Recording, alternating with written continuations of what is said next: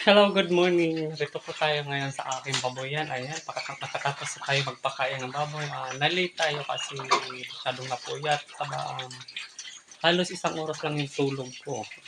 Kasi pinag-aralan ko paano mag-vlog at nakapag-try na rin. Kasi nakikita ko dyan yung marami nag-vlog at makapagaya na rin. Kaya siguro mga 9 na ng umaga nito at katapos ko lang. Ayan yung mga ginagawa ko. Ayan, oh. Hindi ko na na-video yung kanina kasi mag-isa lang ako at walang naghahawak ng cellphone kaya yan. Ito yung aking inahin. Ayan. Ang tagal niya maglandi in fairness. Kung kailan ko, baka mauna pa ako maglandi kasi sa kanya. Charot. At ito naman yung aking mga alagang pato. Ayan. Oh. 5 yan. Ayan. Pakaw nila. Masyadong malakas sa pagkain. At doon naman sa dulo, doon. Doon. Oh. Doon naman yung maliliit. Ayan. Ayan. Ayan sila.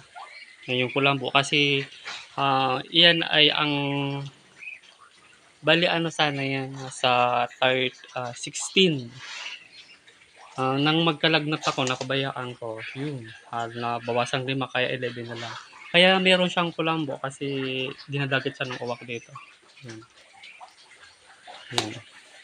Ito yung kulungan ng baboy. Ayan. Ayan siya. Ayan.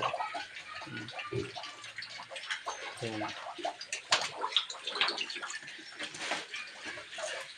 Yan lamang po. Thank you.